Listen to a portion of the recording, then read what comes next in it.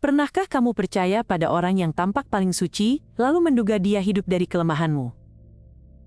Jika jawabanmu ya, simpan pertanyaan itu sebentar di dada.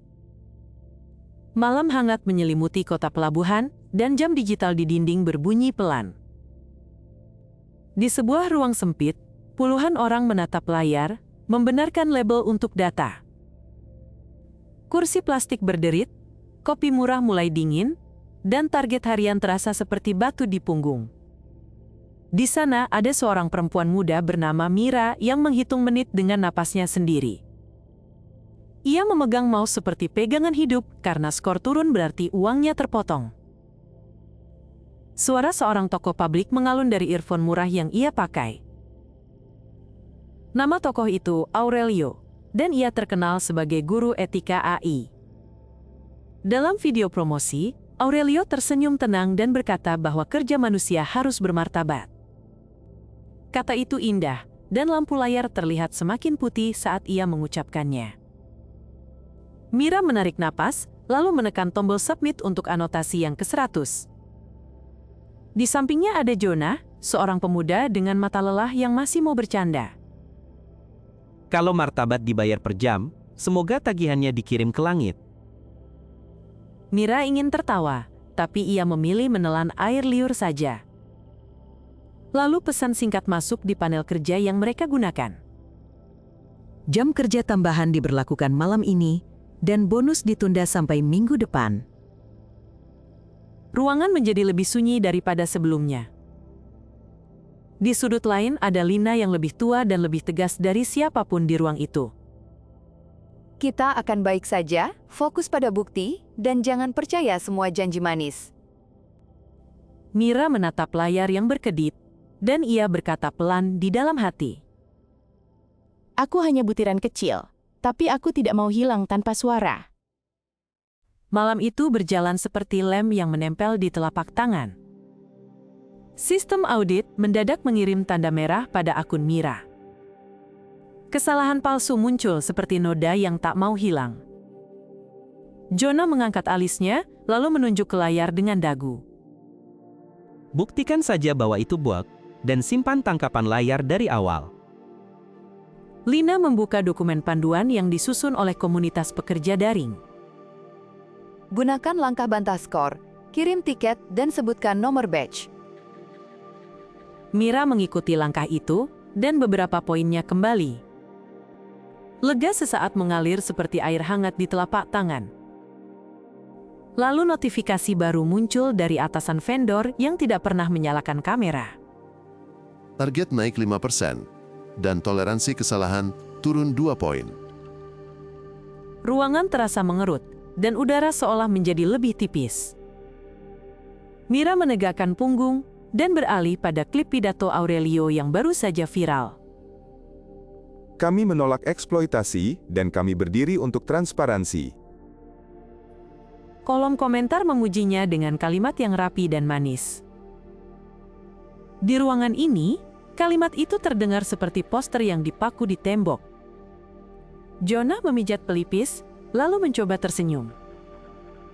Jika ini transparan, semoga kaca jendelanya bisa dibuka dari dalam.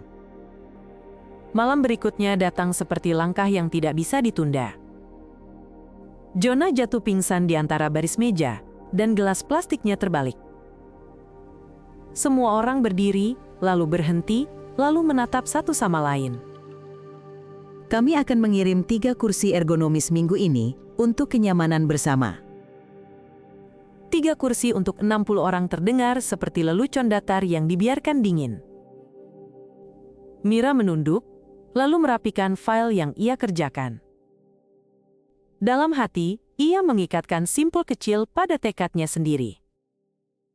Beberapa hari kemudian, rumor mulai beredar tentang pemutusan kontrak. Tidak ada pola yang jelas, dan itu membuat semua orang gelisah. Lina mengumpulkan mereka di obrolan rahasia yang sudah lama ia rawat. Kita butuh jalan cadangan, dan kita bagi lowongan alternatif yang aman. Muncul daftar singkat dari proyek kecil yang bisa memberi nafkah sementara. Lega itu tidak besar, tapi cukup untuk membuat bahu Mira turun sedikit. Di sisi lain, perusahaan mengirim pesan tentang uji coba evaluasi yang lebih adil. Kami mendengar masukan kalian, dan kami sedang memperbaiki sistem. Kata sedang selalu membuat harapan menunggu di lorong panjang. Pada satu sore, Mira menemukan dokumen yang tidak sengaja terbuka di dashboard internal. Bahasa di dalamnya halus dan licin, seperti sabun yang tak bisa digenggam. Di sana tertulis bahwa standar etika adalah bagian dari strategi merek. Kalimatnya panjang, dan setiap kata seperti bunga yang ditempel pada pagar yang rapuh. Jadi ini hiasan saja, dan bukan jembatan ke nasib yang lebih baik. Malam itu Mira mengirim paket bukti ke kanal media kecil yang masih mau memeriksa dokumen. Ia tidak menulis namanya, dan ia menutup semua jejak seperti orang yang menutup jendela saat hujan datang.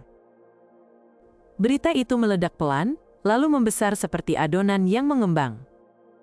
Sumber independen mengonfirmasi adanya selisih besar antara pidato dan praktik vendor. Di ruang kerja, Jonah menatap layar dengan mata basah yang ia sembunyikan. Akhirnya ada yang menyebut luka ini dengan nama yang jelas. Reaksi perusahaan datang seperti kabut yang menyelimuti lampu jalan. Kami mengeliminasi vendor tidak patuh, dan komitmen etika tetap nomor 1. Padahal orang di ruangan itu tahu bahwa pola lama bisa muncul dengan wajah baru. Bagi Mira, malam menjadi serangkaian jam yang terasa seperti karet. Ia hampir ketahuan karena akun anonimnya diretas beberapa kali. Lina mengirim protokol keselamatan yang ditulis dengan bahasa sederhana. Rotasi akun, simpan bukti di tempat kedua, dan aktifkan pengaman darurat. Mira mengikuti semua langkah seperti menghafal doa sebelum tidur. Ia tidak ingin menjadi pahlawan, ia hanya tidak ingin hilang tanpa arti. Sementara itu, Aurelio menyiapkan debat siaran langsung dengan seorang jurnalis tua yang sabar. Kami mencintai teknologi, tapi kami ingin tahu siapa yang memikul bebannya. Aurelio datang dengan setelan rapi dan suara yang bisa menenangkan ruang yang penuh. Rantai pasok itu rumit, dan kami terus belajar. Kalimat belajar terdengar bersih, dan mikrofon tampak lebih ringan saat ia menggenggamnya. Jurnalis menampilkan grafik sederhana tentang waktu kerja, potongan upah, dan janji yang tak terwujud. Apakah ini kebetulan, atau ini pola? Aurelio menarik napas, lalu memilih kata seperti orang memilih batu yang licin di sungai. Kami akan memulai proyek transparansi metrik, dan kami akan membuka sebagian data operasional. Di ruang kerja, orang berhenti mengetik untuk beberapa detik.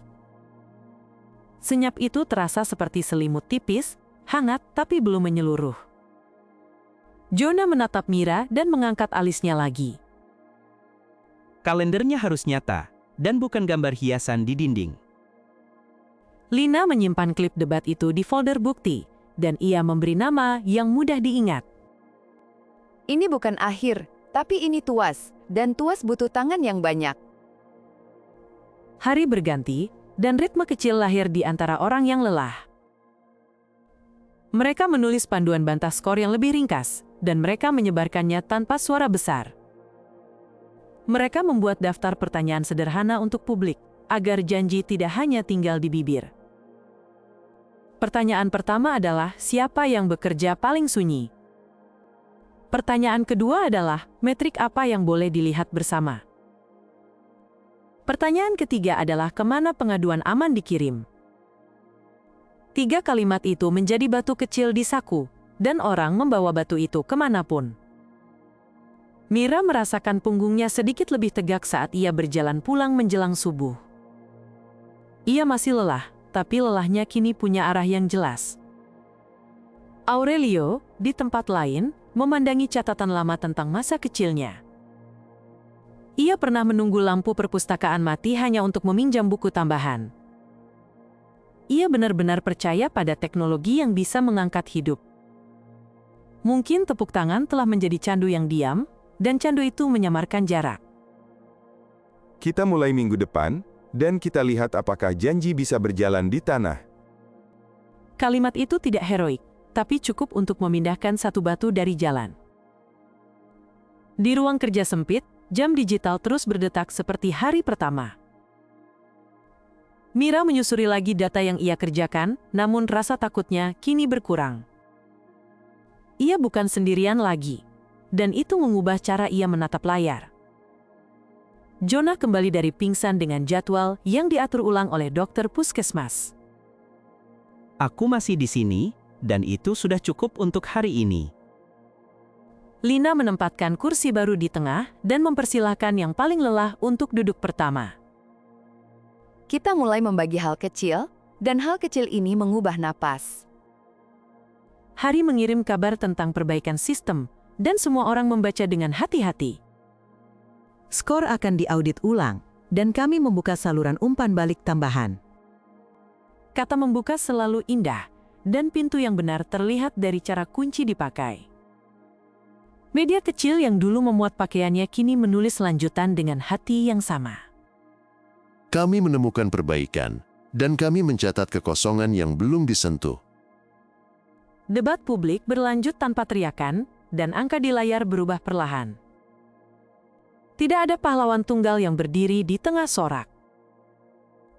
Yang ada hanyalah orang kecil yang saling berbagi penyangga. Di sela jam, Mira menulis satu kalimat yang ia ingin kirim pada dirinya yang kemarin.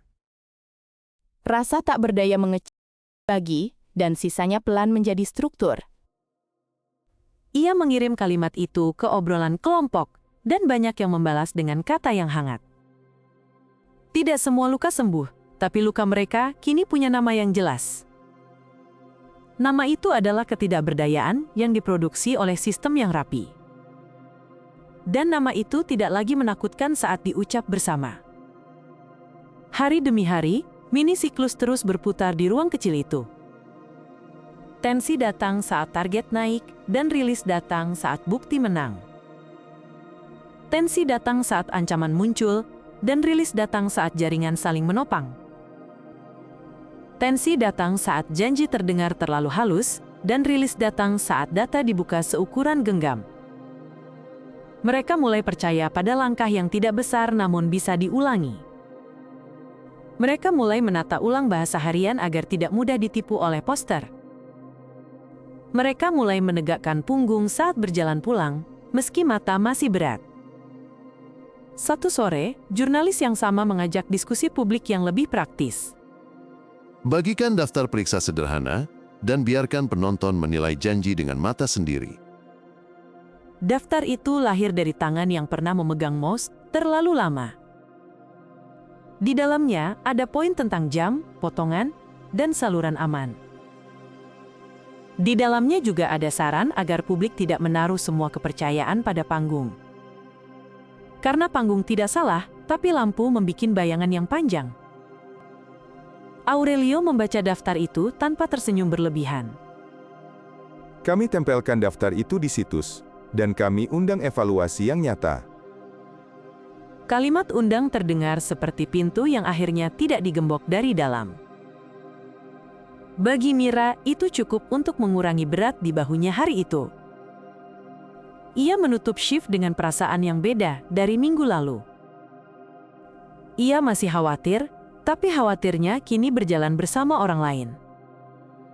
Malam terakhir pada bulan itu, Mira berdiri di luar gedung dan memandangi lampu pelabuhan. Ia memikirkan pertanyaan yang menjadi pembuka cerita ini. Pertanyaan itu kini seperti kertas yang dilipat rapi di saku. Kalau orang yang paling kamu percaya bicara tentang kebaikan, dan ternyata hidup dari kelemahanmu, apakah kamu akan tetap diam? Jawabannya tidak perlu keras dan tidak perlu heroik. Jawabannya adalah langkah kecil yang diulang sampai menjadi jalan. Moral sederhana itu cukup untuk malam yang panjang.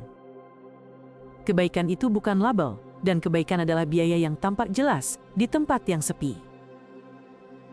Di tempat itu, kamera jarang datang, dan suara mudah dipadamkan. Maka kita simpan pertanyaan kecil yang bisa membuka pintu yang besar. Siapa yang bekerja paling sunyi, metrik apa yang boleh dilihat bersama, dan kemana pengaduan aman dikirim. 3 anak kunci itu sekarang ada di saku kita bersama. Jika suatu hari kamu bertemu panggung yang sangat terang, keluarkan anak kunci itu tanpa takut. Hidup sehari lebih tenang saat kunci kecil bekerja pada gembok yang tepat. Itulah dongeng malam ini yang terasa seperti berita rumah tangga. Nama tokohnya biasa, dan bekas lelahnya tidak perlu disembunyikan. Kita tidak butuh akhir yang meledak untuk mengerti arah yang benar. Kita hanya butuh bahu lain di samping kita saat melangkah. Terima kasih sudah bertahan sampai akhir, dan aku senang kamu mau mendengar. Jika kamu suka cerita seperti ini, tolong tekan like, dan jangan lupa subscribe. Tulis komentar tentang bagian mana yang paling mengena, dan bilang juga kenapa. Kamu bisa mendukung channel ini lewat QR di pojok kanan bawah, atau lewat link di deskripsi. Di deskripsi juga ada karya lain dari seri yang berbeda sekali, dan kamu mungkin suka yang itu juga. Sampai jumpa di cerita berikutnya, dan semoga kamu menonton lagi di episode baru kami.